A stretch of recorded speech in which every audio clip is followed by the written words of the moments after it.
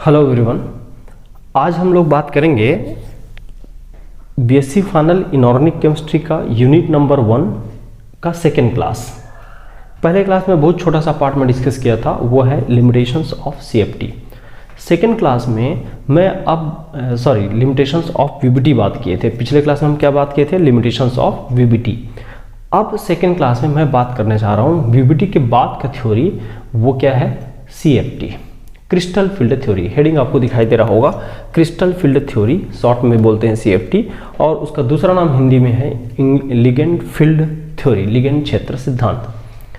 ध्यान दें, बैथे और वॉन ब्लैक दो साइंटिस्ट ने मिलकर दिया। किसने दिया? बैथे एंड वॉन ब्लैक, ये दो साइंटिस्ट थे जिन्होंने मिलकर ये थ्योरी हमको दिया, वॉन ब्लैक। ठीक है, क्या था ये थ्योरी, उसको समझिए। पॉइंट टू पॉइंट में सारे पॉइंट डिस्कस करूंगा। हाँ, पॉइंट को बुक के अकॉर्डिंग ही मिले आपको, ऐसा मत सोचिएगा। मैं जो इजीनेस के साथ याद हो सके उसी अरेंजमेंट के साथ बताऊंगा, समझिएगा। क्या बोला गया कि पहला चीज, मैं पॉइंट टू पॉइंट स्टार्ट कर रहा हूं। पहला चीज कि मेटल धातु और लिगेंड एल के बीच जो बंध का प्रकार है, वो बंध किस तरह होता है? वो बंध होता है, बोला, आयनिक प्रकार का। आयनिक को दूसरे शब्दों में बोलते हैं इलेक्ट्रोवैलेंट, विद्युत संयोजी।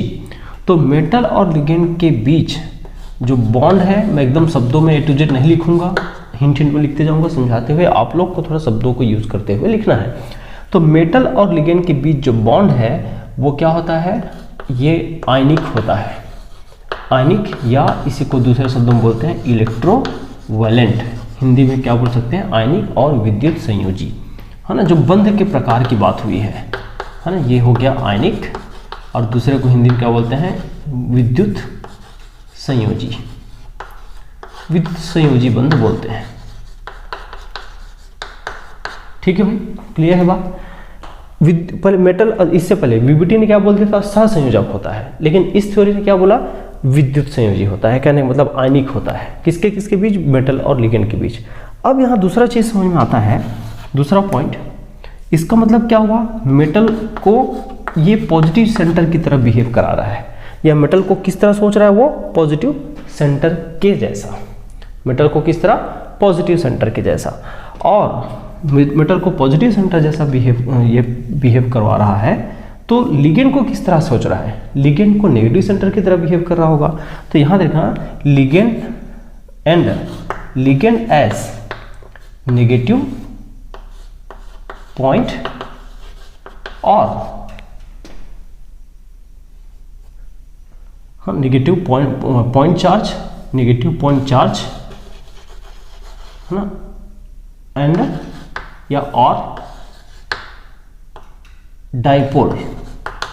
ये डाइपोल, अब देखो दो तरह से, लिगेंड को दो तरह से, मेटल को एज अ पॉजिटिव चार्ज या पॉजिटिव सेंटर, और लिगेंड को एज अ नेगेटिव सेंटर। और नेगेटिव सेंटर किस तरह से? दो तरह से, या तो पॉइंट चार्ज या तो डाइपोल। समझे इस बात को? नेगेटिव पॉइंट चार्ज का एक सेंटेंस, एक शब्द है, और डाइपोल एक शब्द है। डाइपोल कैसे लिया, नेगेटिव कैसे लिया?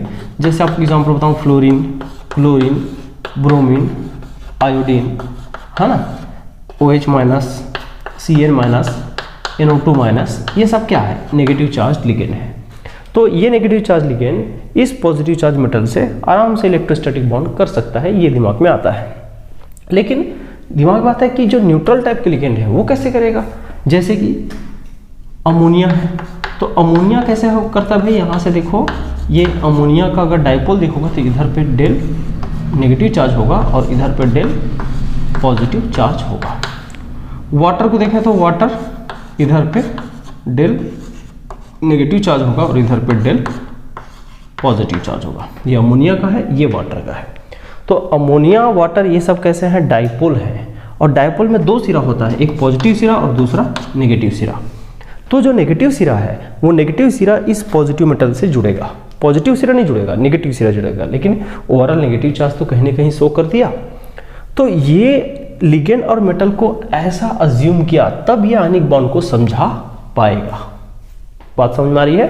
मैं वापस दोनों पॉइंट को रिपीट करता हूं कि पहला, ये बोला गया मेटल और लिगेंड के बीच का बॉन्ड प्योरली आयनिक होता है, पूर्णतः आयनिक या विद्युत संयोजी होता है। दूसरा पॉइंट ये बोला गया आयनिक के लिए चार्ज चाहिए, तो आयनिक के लिए चार्ज चाहिए तो क्या सोचा गया कि मेटल को हम पॉजिटिव चार्ज की तरह बिहेव सोचेंगे। मेटल जो होता है वो पॉजिटिव चार्ज होता है और लिगेंड नेगेटिव पार्ट की तरह बिहेव करेगा। अब नेगेटिव पार्ट दो तरह होता है, या तो फुल नेगेटिव हो या तो डाइपोल वाला नेगेटिव हो।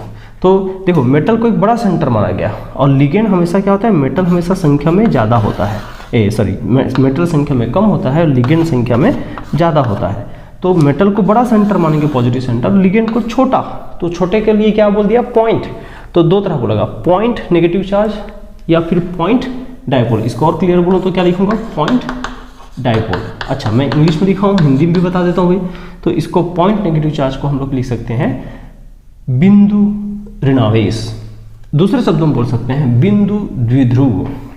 बिंदु ऋणावेश और बिंदु द्विध्रुव, बिंदु ऋणावेश और बिंदु द्विध्रुव। ठीक है, अब यहां से देखिए कि ठीक है भाई ये अपने को समझ में आता है, हाँ, बिंदु द्विध्रुव बिंदु ऋणावेश, ये दोनों चीज हो गया। तीसरा पार्ट क्या बोला गया, तीसरा पार्ट समझे कि ठीक है बंधन उंधन हमको समझ में आ रहा है। मेटल और लिगेंड है ना, एक मेटल के आसपास चारों तरफ से n नंबर में लिगेंड, n 4 हो सकता है, 5 हो सकता है, 6 हो सकता है, 7 हो सकता है, 8 कोई भी हो सकता है। मेटल के चारों तरफ लिगेंड दूर से अप्रोच करता है, जो उसकी ज्योमेट्री को सुटेबल है उसके अकॉर्डिंग अप्रोच करता है।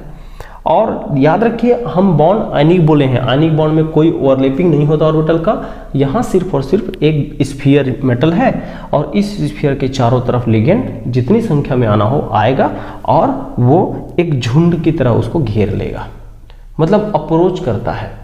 अगर टेट्राहेड्रॉन की तरह आएगा तो टेट्राहेड्रल शेप बनेगा, 6 दिशा से आएगा तो ऑक्टाहेड्रल बन सकता है। कहने का मतलब जिधर अप्रोच करता है उसके हिसाब से वो आता है। ठीक है, तो दोनों charge electrostatic force of attraction या जिसको बोलते हैं स्थिर विद्युत बल या आयनिक फोर्स, उसके कारण अट्रैक्ट होंगे।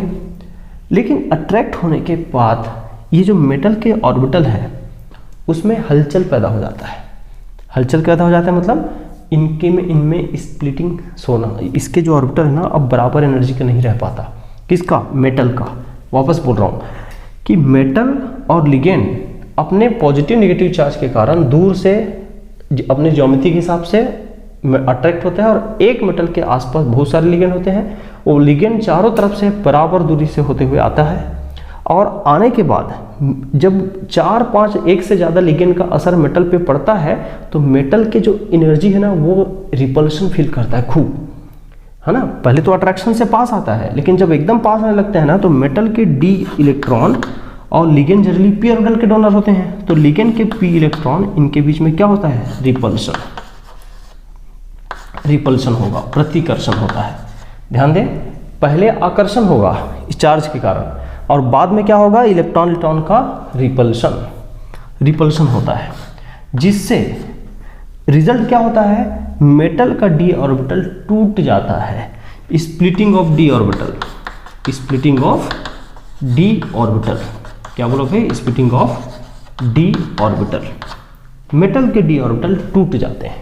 अब हिंदी में यहाँ इंग्लिश हिंदी दोनों में लिख सकते हो कि ligand approaches metal, approaches towards metal due to attraction force, है ना, and then feel repulsion due to electron repulsion और which results the splitting of d orbital of metal.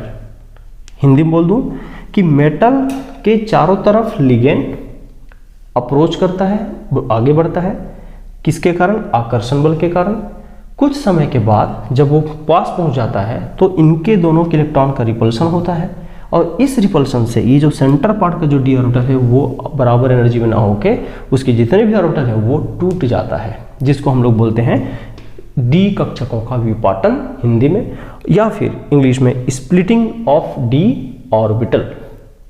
अब वो स्प्लिटिंग कैसे होता है, वो अलग अलग शेप में अलग अलग होता है ना। तो यहाँ पर ये भी लिख सकते हैं अपन कि this splitting is different for different set of different geometry, या यह जो विपाटन है वो अलग अलग ज्यामिति के लिए अलग अलग होता है। इतना हम लिख सकते हैं तीसरा पॉइंट में।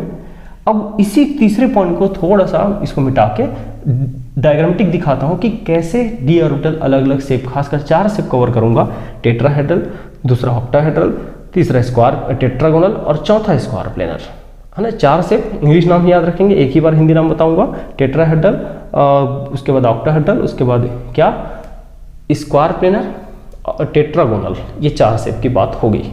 ठीक है भाई, तो पहले इसको नोट करिए फिर आगे बात करते हैं। देखिए जो तीसरे पॉइंट था उसी तीसरे पॉइंट को अब मैं दिखा रहा हूं कि वो टूटता है, बोला कैसे टूटता है, उसका यहाँ पर एक आउटलाइन पूरा दिखा रहा हूँ, छोटा छोटा बना रहा हूँ मैं, आप लोग एक पेज में पूरा अच्छे से बनाएंगे। जरा देखिए, मैं यहाँ पर लेता हूँ एक डी ऑर्बिटल का 5 डी ऑर्बिटल का एक सेट। ठीक है, ये हो गया 5 डी ऑर्बिटल का सेट में। तो 1 2 3 4 5, 1 2 3 4 5, क्योंकि डी में 5 होते हैं आपको पता है। ठीक, चलिए ठीक है। अब इस डी में आप जानते हैं, थोड़ा सा मैं नामकरण कर देता हूं, इस 3 को एक जैसा और इस 2 को एक जैसा। इसको अगर शॉर्ट में बोले तो T2 बोलते हैं, T2G भी बोलते हैं, कभी कभी G नहीं बोलते, कभी G बोलते हैं, वो बाद में बताएंगे। और मैं ऑक्टाहेड्रल के सेंस में लिख दिया हूँ EG बोल दिए। ठीक है, ये जो होता है ना उसमें होता है DXY, यहाँ पर DYZ, यहाँ पर DXY YZ ZX, ये 3 हो गया। ये होता है DX2Y2 और ये DZ2, ऐसे मैंने सबका नाम कर दिया है। ठीक, जानकारी सबको है। चलिए अब बनाना शुरू करता हूँ अलग अलग शेप के हिसाब से।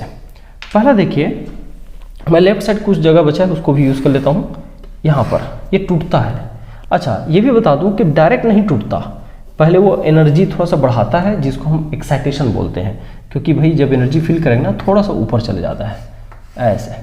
वही ऑर्बिटल हल्का एक्साइट होता है। 5 है, मेरे पास जगह कम है इसलिए बहुत छोटा बना रहा हूँ, 4 5। ओके, हाँ। अब उसके बाद ये ऐसे 2 भाग में टूटेगा, एक ऊपर की ओर एक नीचे की ओर। तो यहाँ पर याद रखिएगा 2 बॉक्स नीचे जाता है और 3 बॉक्स ऊपर आता है। अब वो समझ गए होंगे कौन सा 3 बॉक्स है, एक साथ ही जाएगा। ये T2G वाला यहाँ पर और ये EG वाला। लेकिन याद रखिएगा ये मैं किसका बना रहा हूँ, टेट्राहेड्रल, शॉर्ट में लिखा हूँ टेट्राहेड्रल का TD। और टेट्राहेड्रल को हिंदी में लिख सकते हो चतुष्फलकीय, है ना, चतुष्फलकीय टेट्राहेड्रल TD। और ये इस तरह से टूटता है। ये 2 बॉक्स ये वाला है, EG वाला है नीचे, और 3 बॉक्स ऊपर। याद रखें, 3 बॉक्स ऊपर 2 बॉक्स नीचे। ठीक है। और एक मजेदार बात कि इस सेगमेंट में टेट्राहेड्रल में कभी भी ये G नहीं लगाते। इसका कारण है, आगे बताएंगे कारण है इसका, लेकिन G नहीं लगाते, वो याद रखना। ठीक है भाई, क्लियर है। राइट साइड में मैं ऑक्टाहेड्रल दिखा देता हूँ। देखिए ऑक्टाहेड्रल में क्या होता है, यहाँ भी हल्का पहले वो एक्साइट होगा। पहले जब देखो मेटल के ऑर्बिटल है, लिगेंड जब आएगा तो पहले वो रिपल्शन फील करेगा, रिपल्शन फील करेगा तो अपनी एनर्जी बढ़ाएगा, उसके बाद टूटेगा वो। तो इसलिए पहले मैं एनर्जी बढ़ाते हुए दिखाता हूँ, फिर उसके बाद उसको ब्रेक करता हूँ। तो ध्यान देंगे कैसे हम इसको शो कर रहे हैं। ध्यान देंगे भाई, ये 1 2 3 4 5, तो बिना किसी स्प्लिटिंग के ये एनर्जी को बढ़ाया। और एनर्जी बढ़ाने के बाद क्या हुआ, जरा देखिए कि ये फिर से टूटता है ना। यहाँ से देखेंगे तो ये 3 बॉक्स, ठीक है, नीचे और 2 बॉक्स ऊपर, इस तरह से ये जो टूटा, ये जो सेगमेंट जिसको हम दिखा रहे हैं उसको आप देख सकते हैं, समझ सकते हैं कौन सा 3 है। ये है T2G और ये क्या है, EG। अब G लगा सकते हैं, राइट साइड में G लगाना, लेफ्ट वाले में G मत लगाने वाले में, टेट्राहेड्रल में। ये कौन हो गई, ऑक्टाहेड्रल। ऑक्टाहेड्रल को शॉर्ट में क्या लिख रहा हूँ, OH। ये ऑक्टाहेड्रल अष्टफलकी ज्यामिति का है। लेकिन जब थोड़ा और आगे बढ़ते हैं तो इसीच में अब इसमें कौन कौन आया भाई, ये पूरा लिख सकते हो। DXY भी आया है, DYZ भी आया है, DZX भी आया है, DX2Y2 ऊपर है, DZ2 ऊपर है। अब देखिए ऑक्टाहेड्रल के बाद मैं एक इस का हिंदी नाम मैं लिख दूंगा थोड़ा देर में, ये चलो लिख ही देता हूँ। ये है अष्टफलकीय और इंग्लिश वाले अपने से लिख लेंगे ऑक्टाहेड्रल। यहाँ पर हम लोग इसको बोलते हैं चतुष्फलकीय। क्या लिखेंगे, चतुष्फलकीय। चतुष्फलकीय, और चतुष्फलकी को हम लोग इंग्लिश में बोलते हैं टेट्राहेड्रल। यहाँ से टेट्राहेड्रल लिखें। टेट्राहेड्रल एक्चुअल में केमिस्ट्री में सिंबल होता है जिसको पॉइंट ग्रुप बोलते हैं बाद में, इसलिए टेट्राहेड्रल TH मत लिखना इसको, टेट्राहेड्रल को क्या लिखते हैं TD ही लिखते हैं हमेशा, ठीक है। और ऑक्टाहेड्रल को OH लिखते हैं।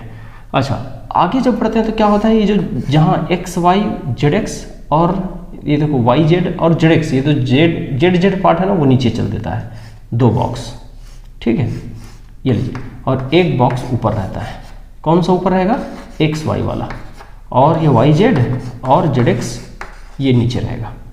यहाँ पर भी दोनों भाग टूटता है, जो ZZ वाला है ना, ये Z वाला ये नीचे रहेगा और XY वाला रहता है ऊपर, ये लीजिए, ये दूसरा सेगमेंट है। तो ये जो टूटा हुआ सेट है, अगर इसको आप देखेंगे तो अब इसको हम लोग बोलते हैं टेट्रागोनल। इसका कोई सिंबल नहीं यूज़ करते, टेट्रागोनल। और टेट्रागोनल को समचतुष्कोणीय भी बोलते हैं हिंदी में, मैं यहाँ लिखता हूँ समचतुष्कोणीय, चतुष्कोणीय, ठीक है, समचतुष्कोणीय बोलते हैं इसको। अच्छा, थोड़ा सा और आगे बढ़ते हैं, और आगे बढ़ेंगे तो क्या होगा, ये ऊपर की ओर बढ़ेगा ऐसे, ये नीचे की ओर बढ़ेगा। अब टूटता नहीं है, केवल एनर्जी जिसका बढ़ रहा है वो और बढ़ाओ, जिसका घट रहा है उसको और घटाओ। तो ये 2 बॉक्स है ना, ये नीचे वाला आया है, ये ऐसा, ये ऊपर चल दिया ऐसा, और ये और ऊपर चल दिया इस तरह। सबका नाम कर सकते हो भाई, कौन कौन है, ये YZ और ये ZX। ये कौन है, ये नीचे आया है ना, DZ2 है, ये ऊपर गया है ना DXY है, और ये उल्टा X2Y2 है ना, DX2Y2 है। क्लियर। तो इस तरह से ये जो लास्ट में बनाया ये किसका है, इसको शॉर्ट में लिखता हूँ स्क्वायर प्लेनर, इंग्लिश वाले लिखेंगे स्क्वायर प्लेनर, हिंदी में होता है वर्ग समतलीय। क्या, वर्ग समतलीय, शॉर्ट में लिख रहा हूँ, आपको पूरा करेंगे, वर्ग समतलीय, ठीक है भाई, वर्ग समतलीय ज्यामिति होती है लास्ट वाला। अब इसका पूरा दिमाग में पिक्चर छपा होना चाहिए, पूरा चैप्टर भर यही चलेगा, बार बार यूज होगा। अब देखिए यहाँ पर मैंने 1 2 3 4 टॉपिक पढ़ा है, 4 टॉपिक 4 सेगमेंट में अलग अलग विपाटन बताया, तो इसी 4 पॉइंट पर ही ये बातें चलेगी। अब हम एक बाद में इसका डिटेल पढ़ेंगे, इसका डिटेल पढ़ेंगे, इसका डिटेल पढ़ेंगे, इसका डिटेल पढ़ेंगे, ये सब चलते ही रहता है। क्लियर है क्या, ये तीसरे पॉइंट के अंतर में है, तीसरे पॉइंट के अंदर में ही लिखना होगा, ठीक है। आप देख लीजिए, अब बहुत अच्छे से समझिए। चलिए बनाइए आप इसको कॉपी में, फिर बात करते हैं।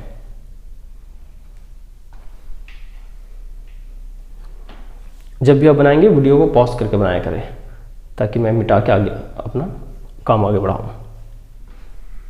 देखिए इसी थ्योरी में तीसरे पॉइंट के अंदर में हमने बहुत सारा डिस्कशन कर दिया। चौथे पॉइंट में और इसको थोड़ा सा इलेबोरेट करने की कोशिश करता हूं। चौथे पॉइंट में ध्यान रखना क्या करने वाले हैं, ठीक है, कि मेटल और लिगेंड के बीच में पहले अट्रैक्शन के कारण दूरी कम हुआ, और दूरी कम होने के बाद वो रिपल्शन भी फील किया, और रिपल्शन फील करने के बाद वो उनके मेटल के डी ऑर्बिटल में स्प्लिटिंग हुआ, है ना, स्प्लिटिंग अलग अलग शेप में अलग अलग हुआ, ये भी बात है। उसके बाद बारी आती है कि ये तो होगा ऑर्बिटल का अरेंजमेंट, उसके बाद बारी थी इलेक्ट्रॉन भरने का सीक्वेंस। तो इलेक्ट्रॉन भरने के समय ये पता चलता है कि इलेक्ट्रॉन यहाँ 2 तरह से भरा जाता है, यहाँ तो फील्ड 2 तरह का होता है। अब देखो कैसे फील्ड, मेटल और लिगेंड दोनों आके अट्रैक्शन और रिपल्शन कर रहा है, जिससे क्या होगा, एक क्रिस्टल, एक मैग्नेटिक इलेक्ट्रिक फील्ड जनरेट हो जाता है। इलेक्ट्रोमैग्नेटिक फील्ड बोल सकते हो या मैग्नेटिक फील्ड भी बोल दो चलेगा। तो ऐसा इलेक्ट्रोमैग्नेटिक फील्ड जनरेट हो जाता है जिसके अंदर इलेक्ट्रॉन का भरना अलग अलग केस में अलग अलग होता है ना, उनके बीच स्टेबिलिटी का ऑर्डर वैल्यू भी अलग, स्टेबिलिटी का जो वैल्यू CFAC वगैरह है वो भी अलग अलग होता है। तो कहने का मतलब ये हुआ कि टूटने के बाद अब हम इलेक्ट्रॉन भरने पर जब कदम रखेंगे तो हम देखेंगे 2 मुख्य तरह से इलेक्ट्रॉन डिस्ट्रीब्यूशन होता है, एक को स्ट्रॉन्ग फील्ड बोलते हैं, दूसरे को वीक फील्ड बोलते हैं। किसके बेस पर, क्रिस्टल के बेस पर। तो मैं क्या लिखूंगा, यहाँ देखेंगे चौथा पॉइंट क्या लिखते हैं, मेटल और लिगेंड दोनों मिलकर, दोनों के फील्ड के कारण एक नया फील्ड जनरेट हो जाता है, दोनों मिलकर combined field generate, combined field क्षेत्र, है ना। अब वो क्षेत्र किस बारे में बात करें, चुंबकीय क्षेत्र और इलेक्ट्रिक विद्युत क्षेत्र के संबंध में। कंबाइंड संयुक्त क्षेत्र जनरेट होता है, संयुक्त एक क्षेत्र बनता है जिसे हम लोग क्या बोलते हैं, crystal field. Crystal field, crystal क्षेत्र बोलते हैं जिसको।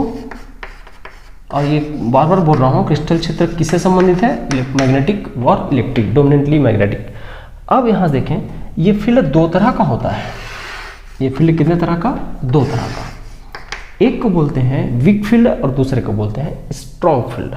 एक को क्या बोलते हैं, वीक फील्ड, वीक फील्ड, और दूसरे को हम लोग बोलते हैं स्ट्रॉन्ग फील्ड। वीक फील्ड और दूसरे को स्ट्रॉन्ग फील्ड।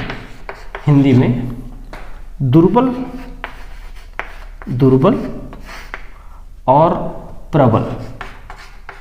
हिंदी में दुर्बल और प्रबल क्षेत्र।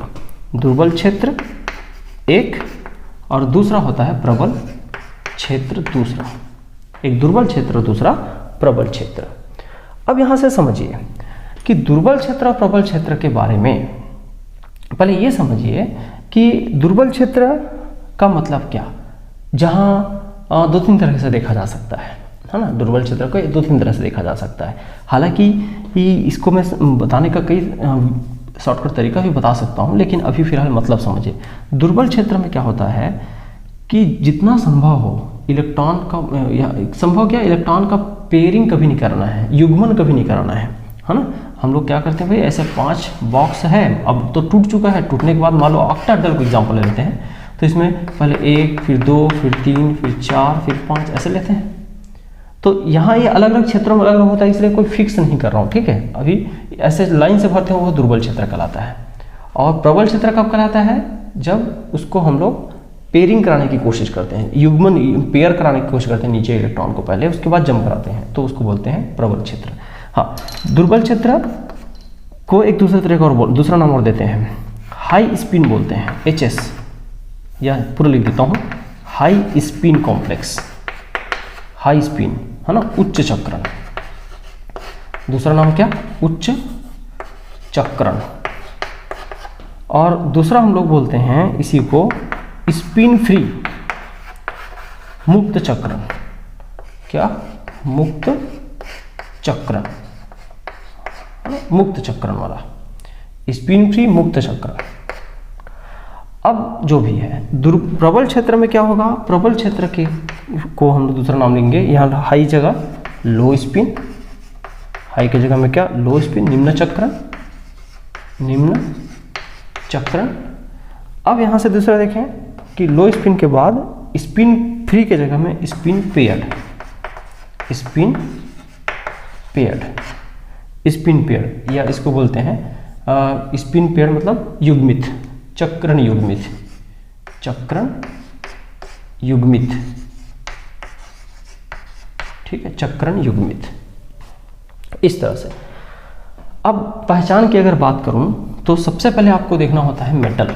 शॉर्टकट तरीका बता रहा हूं, मेटल। मेटल अगर 4D मेंबर का है, 5D मेंबर का है, तो हमेशा क्या होगा, प्रबल होगा। अगर 3D मेंबर है तो प्रबल दुर्बल दोनों हो सकता है। फिर देखना होता है ऑक्सीडेशन स्टेट। ऑक्सीडेशन स्टेट अगर ग्रेटर देन +3 है तो हो गया प्रबल, और अगर लेस और इक्वल टू +3 है तो फिर आगे जाना पड़ेगा लिगेंड। लिगेंड को हम लोग, अगर दुर्बल लिगेंड है, वीक लिगेंड है, अब लिगेंड को बाद में बांटते हैं इसको, तो इधर आएगा। अगर लिगेंड ही स्ट्रांग है तो वो इधर आएगा। ये डिस्ट्रीब्यूशन है, चाहे वो कोई भी तरह का कॉम्प्लेक्स हो, ठीक है। और मज़ेदार बात बताऊं कि जो टेट्राहेड्रल कॉम्प्लेक्स होता है वो हमेशा वीक फील्ड होता है, हमेशा, चाहे लिगेंड कैसा भी हो, वो इसी सीरीज में से चेक हो जाता है। स्क्वायर प्लेनर कॉम्प्लेक्स होता है, मोस्टली वो स्ट्रॉन्ग फील्ड होता है। ऑक्टाहेड्रल में मिक्स प्रतिक्रिया आएगी, ऑक्टाहेड्रल और टेट्रागोनल में मिक्स रूप से होता है कि दोनों टाइप के बराबर संभावनाएं हैं, तो हमको चेक करना पड़ता है, ठीक है। अब इससे ज़्यादा इसमें और बात नहीं करूँगा। ये हो गया क्रिस्टल फील्ड थ्योरी के मुख्य मुख्य 4 बिंदु, ठीक। और बुक पढ़ेंगे और कुछ छूट गया तो उसको आप लिख सकते हैं। चलिए अच्छे से नोट करेंगे सफाई से। देखिए, क्रिस्टल फील्ड सिद्धांत के सारे मुख्य बिंदु हो गए हैं, ठीक है, बहुत अच्छे से हुए हैं। और आपको समझ में आएगा तो उसको वीडियो को रिपीट कर करके 5 बार 10 बार जितनी बार देखिए। लेकिन अगर आप, मैं एक चीज़ बता दूं कि अगर आप सिर्फ वीडियो देखेंगे, नोट नहीं करेंगे, पेन कॉपी नहीं चलाएंगे, तो टोटल वेस्ट ऑफ टाइम है, कोई मतलब नहीं है ऐसे कैमरे के सामने एक तो आंखें भी ख़राब करो और ऊपर से कुछ भी समझ में ना आए। आप कोशिश करें जैसे क्लासरूम में बैठ के ऑफलाइन पढ़ा जाता है बिल्कुल वैसे ही नोट करते हुए चलें, समझते हुए चलें, है ना। जहाँ पर नहीं समझ में वहाँ ऐसे समझते हुए चलो, वहीं पर पॉज करके रोक दो वीडियो को, फिर उसको लिख लो, फिर आगे बढ़ाओ, फिर पॉज करके रोक दो वीडियो को, फिर लिखो। यही बेस्ट तरीका है। मैं बता रहा हूँ कि अगर आप ऐसा नहीं करेंगे, केवल देख रहे हैं, अपना पेन कॉपी कहीं पता नहीं है, सोए हुए बैठे हुए देख रहे हैं, कोई मतलब नहीं है, टाइम वेस्ट है। उससे अच्छा बुक पढ़ लें। चलिए आगे देखें। मैं बात कर रहा हूँ कि अब हमको क्या करना है, टेट्राहेड्रल चलाना है अलग से, ऑक्टाहेड्रल चलाना है, टेट्रागोनल, स्क्वायरगोनल। हालांकि बहुत ज़्यादा डिटेल में टेट्राहेड्रल और ऑक्टाहेड्रल पढ़ेंगे, वो हमारे सिलेबस में ज़्यादा है, उससे बहुत बार बार क्वेश्चन आता है, अल्टरनेट आता है, एक साल टेट्राहेड्रल दूसरा ऑक्टाहेड्रल, और कभी कभी लगातार भी पूछ देता है, कोई फिक्स नहीं। वैसे दूसरा स्क्वायरगोनल और टेट्रागोनल को थोड़ा कम मात्रा में देखेंगे, उसको केवल टच करेंगे, वो भी आते हैं लेकिन कम डिटेल में, ठीक है। लेकिन याद रखिए, चाहे आप टेट्राहेड्रल में जाए, चाहे ऑक्टाहेड्रल में जाए, चाहे स्क्वायरगोनल, चाहे टेट्रागोनल, अब मैं इंग्लिश नाम में बोलूँगा, आप पीछे से हिंदी नाम देख लेंगे, तो किसी में भी जाएं, आपको डी कक्षक के बारे में जानकारी होना काफ़ी ज़रूरी है। डी ऑर्बिटल के बारे में अगर जानकारी नहीं है तो आप समझ ही नहीं पाएंगे कि क्यों कब कैसा टूट रहा है, ठीक। तो सबसे पहले मैं आगे टॉपिक में बढ़ने से पहले डी कक्षक के बारे में आपको बताता हूँ कि क्या होता है डी कक्षक, दिखता कैसे है, किस एक्सिस में कौन सा लोब होता है। क्लियर है? चलिए सोचते हैं, समझेंगे। डी कक्षक साइड पॉइंट बना सकते हैं, डी कक्षक इंग्लिश वाले लिख सकते हैं डी ऑर्बिटल। ध्यान देंगे, डी ऑर्बिटल्स या डी कक्षक जब हम बात करते हैं तो ये पहले ही बात हो चुका है, ये दो तरह का होता है, दो सेट होते हैं इसके, है ना। ये लीजिए, दो सेट होते हैं। कौन कौन सा भाई? एक को हम लोग बोले थे अनअक्षीय, पहले मैं नाम ले लेता हूँ, अनअक्षीय, हिंदी में अनअक्षीय, है ना, अनअक्षीय, और इंग्लिश शब्द लिखोगे तो नॉन एक्सियल, नॉन एक्सियल। दूसरा जो है उसको हम लोग बोलते हैं अक्षीय, और अगर इंग्लिश में बोले तो एक्सियल लोब। यहाँ पर दूसरे शब्दों में एक नोटेशन वाइज अगर बोले तो इसको T2G भी बोलते हैं। जी लिखा दिया हो तो इसका मतलब समझिए वो ऑक्टाहेड्रल सेंस में है, यहाँ EG बोल देते हैं, है ना। अब यहाँ देखिए क्या, यहाँ कौन कौन आता है, यहाँ 3 ऑर्बिटल आते हैं। ये लीजिए, कौन कौन सा नेमिंग कर देता हूँ, DXY, DYZ और DZX, इस तरह से 3 ऑर्बिटल आते हैं। एक्सियल की बात करें तो एक्सियल में 2 आते हैं, एक्सियल में 2 आते हैं, 2 आते हैं कौन कौन, DX2Y2 और इधर DZ2, इधर DX2Y2 और उधर DZ2। यहाँ समझे, अगर हम DXY की बात करें, पहले मैं बात कर लेता हूँ दोनों में क्या अंतर है। दोनों में अंतर ये है कि नॉन एक्सियल का मतलब होता है, पहले तो ये समझे अंतर में जाने से पहले कि डी ऑर्बिटल दिखता कैसा है, इसका शेप क्या होता है, तो याद रखिए डबल डंबल होता है, डबल डंबल, 2 डंबल होते हैं। इसको इंग्लिश हिंदी में ऐसे ही बोलिए, कोई दिक्कत नहीं है। 2 डंबल मतलब एक ऐसा लो, ये डंबल हो गया, दूसरा ऐसा डंबल, इस तरह से शेप होता है इसका, किसका, किसी भी डी ऑर्बिटल का। डी ऑर्बिटल होते कैसे हैं, डबल डंबल, चाहे ये हो चाहे वो हो। अब यहाँ देखिए, ये जो एक्सिस, इसके जो ये जो लोब है ना, 4 लोब, इसको लोब बोलते हैं। ये पूरा एक डंबल कहलाएगा और ये एक एक पार्ट क्या कहलाएगा, लोब। तो 2 डंबल 4 लोब है। तो ये जो लोब है वो बिटवीन द एक्सिस होता है। बिटवीन द एक्सिस मतलब 2 अक्षों के बीच, एक्स और वाई अक्ष के बीच, वाई और जेड अक्ष के बीच, जेड और एक्स अक्ष के बीच, ऐसे 2 अक्षों के बीच होता है। और इनके जो लोब होते हैं वो अलोंग द एक्सिस होते हैं। अलोंग द एक्सिस मतलब अक्ष पर ही, एक्स और वाई अक्ष पर ही, जेड अक्ष पर ही, ऐसे। तो समझे, इसको मैं बनाता हूँ, कोशिश करता हूँ बनाने का, साफ सुथरा दिखाने की कोशिश है। सपोज करो ये एक्स है, ये वाई है, मैं अपने हिसाब से एक्सिस मार रहा हूँ ताकि सफाई से दिखा सकूँ। तो यहाँ 2 लोब कैसे बनाऊंगा भाई, एक लोब इसके बीच में, एक लोब इसके बीच में। बताइए, किसी प्रकार का कोई कंफ्यूजन नहीं होना चाहिए। जेड को मैं इग्नोर कर दूँ, जेड एक्चुअल में कहाँ है, ये एक्स है, ये वाई है, तो जेड को कहाँ जूम करोगे, ऐसे, ऐसे, अरे समझ बात, इस तरह से सीधा बोर्ड से ऐसा होता हुआ, ऐसे बोर्ड से होता हुआ।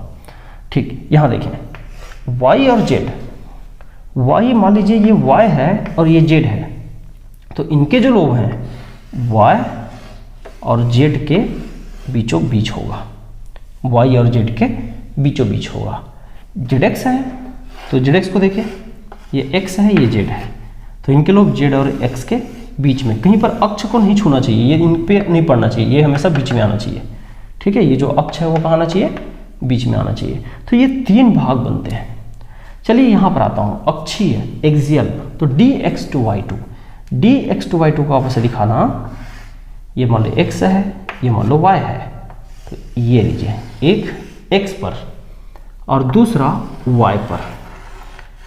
ये स्क्वायर लिखा तो 2 बार होगा 4 बार होगा, ऐसे नहीं सोचना भाई, केवल इसमें और इसमें अंतर करने के लिए स्क्वायर लगाया गया है, हालांकि उसका मीनिंग है, पर अभी फिलहाल समझिए इन दोनों में अंतर करने के लिए स्क्वायर लगा दिया गया ताकि इस नाम और इस नाम में कन्फ्यूजन ना हो।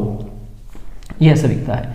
dz2 कैसा होता है, ये z एक्सिस है, तो z अक्ष में ही समझेंगे इस बात को, ये ऐसा दिखता है, और इसको बीच में ऐसा रिंग पहनाया हुआ ऐसा दिखाई पड़ेगा। ठीक है, वो इसके पीछे लॉजिक है, मैं बताता हूँ थोड़ा देर में कि ये ऐसा दिखता है। पहले तो ये शेप दिमाग में बैठा लें, ठीक है, दिमाग में हो जाएगा क्लियर, तब हम आगे बात बढ़ाएंगे। जैसे देखिए अब ये तो बन गया कि ये एक्चुअल में ऐसा क्यों दिखा दिया गया, तो इसका मैं स्वरूप बताता हूँ। एक्चुअली ये ऐसा नहीं है, या इसको पहले एक काम कर लेते हैं अपन कि इसको आप पहले नोट कर लो, फिर आगे मैं इसके बारे में डिटेल देता हूँ आपको। ठीक है, अब थोड़ा गौर से देखें, dz2 के बारे में मुझे बताना था। dz2 की ऐसा क्यों बोला गया, dz2 के एक ही z में क्यों सोचा गया, आपको पता होगा एक्सियल में dx2 y2 एक होता है, ये तो हो चुका। अब और क्या क्या संभावनाएं हैं एक्सियल में, तो dx2 z2 संभव है, dy2 और z2 संभव है। लेकिन आपको पता है 3 हम पहले ले चुके हैं, कौन कौन, dxy ले चुके हैं, dyz ले चुके हैं, dzx ले चुके हैं, तो हमको कितना लेना है, और 2 और लेना है, 5 लेना है ना टोटल। वो प्रैक्टिकली प्रूफ है कि 5 ही टोटल होते हैं, तो 3 इधर से लिया जा चुका है, अब 2 ही चाहिए इसमें से। तो देखो इसको एक अलग मान लीजिए, तीसरा हो गया। अब इन दोनों में z कॉमन है, सेम है कुछ, इसलिए इसको एक मिला के चौथा 5वां बनाया गया। अब इसमें 2 चीज़ है, तो x2 z2 y2 z2, तो देखो z 2 बार आया, तो ये हो गया x2 z2 का स्ट्रक्चर x और z में, और ये हो गया y2 z2 का स्ट्रक्चर, ये y और z में। अब दोनों को मिला दिया गया, तो जो z वाला पार्ट ना दोनों मिलके बड़ा हो गया, ये देखो बड़ा हो गया, और x और y अभी भी छोटा छोटा अपने जगह में मौजूद है। और ये जो छोटा छोटा कैसे दिख रहा है भाई, ये सर्कल की तरह ऐसे पड़े रहेगा छोटा सा, तो इस सर्कल को ऐसे मिला दिया गया है और कुछ नहीं है। तो ये प्रोबेबिलिटी मेथड से देखा गया तो ये 6 संभावनाएं थी, उसमें 6 में से हमको इन दोनों को मिक्स करना पड़ा, है ना, क्योंकि दोनों में z है, तो इसीलिए इसको रख दिया गया नाम dz2। क्लियर, इसको एडिशनल इन्फॉर्मेशन है, चाहो तो लिखो चाहो तो मत लिखो। देखिए अब एक काफ़ी इंपॉर्टेंट पोर्शन मैं बताने वाला हूँ, इसमें इसके लिए ना हालांकि मॉडल से ज़्यादा समझ में आता है, पर कोशिश करता हूँ कि मैं समझ में आ जाए। आप एक इसके शेप को आपस में कहाँ कहाँ है इसको समझना चाह रहे हैं, तो सबसे जो बेस्ट तरीका है वो होता है एक क्यूब ले लीजिए। क्यूब मतलब हिंदी में होता है घन, घन मतलब एक ऐसा बॉक्स जिसकी लंबाई चौड़ाई ऊंचाई सब एक जैसा हो, है ना। मैं एक बॉक्स ऐसे रखा हूँ, उसको आप एक बार देख लीजिए, इस तरह का बॉक्स। तो ये थोड़ा सा लंबाई चौड़ाई ऊंचाई एक जैसा तो नहीं है, लेकिन लगभग काम आ जाएगा, ठीक है, इस तरह का कोई बॉक्स। अब उसके बाद देखें कि हमको कैसे समझना है। यहाँ जो एक्सियल होते हैं ना, उनके जो लोब हैं, लोब या बात कर रहा हूँ, मतलब एक एक में 4 लोब, 4 लोब इसके, 4 लोब इसके, 4 लोब इसके, 4 4 8 4 12 लोब, 12 एजेस को टच करते हैं। एजेस, क्यूब के एज का मतलब क्या हुआ, जरा देखिए, एक मैं क्यूब का डायग्राम बना के दिखाता हूँ। ये लीजिए ऐसे, ठीक है, इस तरह से ये हो गया फ्रंट वाला, सामने वाला। थोड़ा सा इमेज हो रहा होगा, आपको उभर रहा होगा, समझेंगे इसको अच्छे से समझना भाई, ये टफ चीज़ है अभी जो बता रहा हूँ। हाँ, तो ये जो सामने वाला दीवार है ना, एज का मतलब होता है ये सब क्या है, ये जो लाइन खींचा है, एक एक लाइन क्या है, एक एक एज है, और गिनोगे टोटल तो 12 एज होते हैं क्यूब में। अगर बॉक्स में दिखाऊं तो बॉक्स में एज का मतलब क्या हुआ भाई, एक्स का मतलब ये किनारा एज है, ये किनारा एज है, ये एज है, ये एज है। एज का मतलब होता है किनारा, एज का मतलब इंग्लिश में किनारा। तो एक ऑर्बिटल को अगर आप देखोगे तो होता कैसे है, कोई भी एक एकदम रैंडमली, तीनों को दिखाने की जरूरत नहीं, तीनों को दिखा ही नहीं पाऊंगा डायग्राम में, एक तो हम कॉपी में बना रहे हैं, है ना। बहुत अच्छे से समझना, मैं कोशिश कर रहा हूँ कि बहुत अच्छे से समझा सकूँ इसको, ठीक है। ये सामने वाला दीवार है और ये इसका जस्ट पीछे वाला दीवार है, आसपास जरूर दिख रहा है लेकिन ये एकदम पीछे, ये वाला दीवार याद रखिएगा बहुत पीछे है और ये वाला दीवार बहुत सामने है, ठीक है। तो इस सेंटर से ये इस एज के बीचों बीच टच करेगा, एक जो ऑर्बिटल है वो पीछे वाले दीवार के सेंटर को टच करेगा, ऐसे। ये जो दीवार है ना भैया, ऐसे ये लीजिए इस तरह से, ये एक लोब हुआ, ठीक है, ऐसे एक लोब हुआ। इसका जो अपोजिट लोब है ऐसे, ये कहाँ टच करेगा उसको देखना, ये इस वाले दीवार को यहाँ टच किया, ठीक है, और ये पीछे से इस वाले को दीवार को टच करेगा, ऐसे। तो कहने का मतलब ये हुआ, एक ऑर्बिटल, हर ऑर्बिटल ऐसे होगा, ये तो 4 ही दीवार टच हुए थे, तो 12 दीवार है, तो टोटल 4 4 8 4 12 लोब हैं ये दीवार, समझे इसको। एक इस किनारे को टच करेगा तो अगला इसके इस किनारे को टच करेगा, मतलब पीछे को, ये वाले को, पीछे को, ठीक है। थोड़ा सा मुश्किल होगा देखने में, लेकिन आप थोड़ा इमेज करेंगे तो समझेंगे। ऐसे बीचों बीच, अंदर एकदम बीचों बीच होगा, ऐसे ऐसे। दूसरा इस किनारे को और इस किनारे को टच करेंगे, ठीक है, ये वाले को, इन दोनों को टच करेंगे। दूसरा, पहला इन यहाँ और यहाँ, यहाँ पहला इन दोनों को और दूसरा इन दोनों को टच करेगा, ऐसे, एक ऐसे, एक ऐसे, ठीक। तो ये थोड़ा सा मुश्किल काम है लेकिन हो जाएगा, थोड़ा कोशिश करें, बॉक्स बना के सोचेंगे ना तो ऐसा दिखेगा। तो मैं क्या बोल सकता हूँ कि दो विपरीत किनारों के मध्य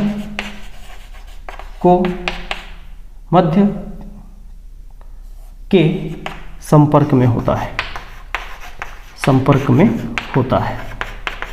कब? घन में। हम कहाँ बात कर रहे हैं? घन में। इंग्लिश में लिख सकते हैं in a cube opposite lobe touches edge centre of cube, opposite edge centre of the cube. यहां पर आइए, यहां पर कोई भी है, खासकर DZ2 को देखेंगे, पहले थोड़ा समझेंगे। ये मैंने क्यूब बनाने की कोशिश किया है, ठीक है, ये सामने का दीवार है।